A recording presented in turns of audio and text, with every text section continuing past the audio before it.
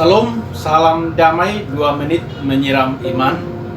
Puji nama Tuhan, pada kesempatan yang berbahagia ini saya akan membagikan firman Tuhan di dalam Roma pasal 14 ayat 12. Demikian bunyi firman Tuhan.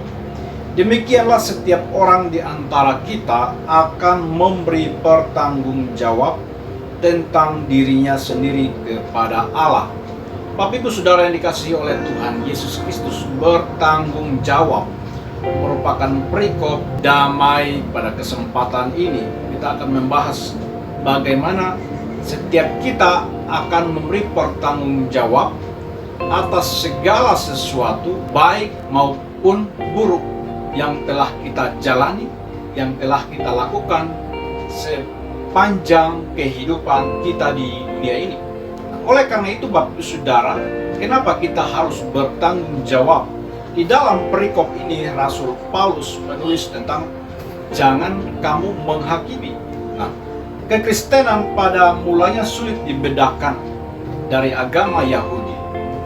Jadi peranan Taurat dan kehidupan orang Kristen abad pertama diperdebatkan bagi sebagian orang.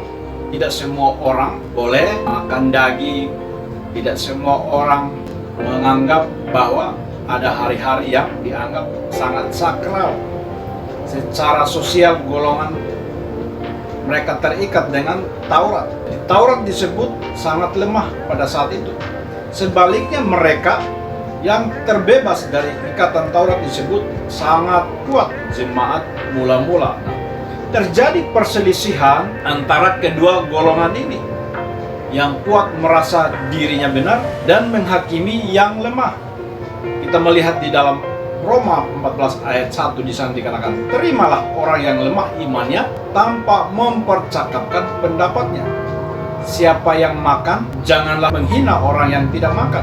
Dan siapa yang tidak makan, janganlah menghakimi orang yang makan, sebab Allah telah menerima orang itu. Ayat 4 dikatakan, siapakah kamu sehingga kamu menghakimi hamba orang lain, entahkah ia berdiri, entahkah ia jatuh.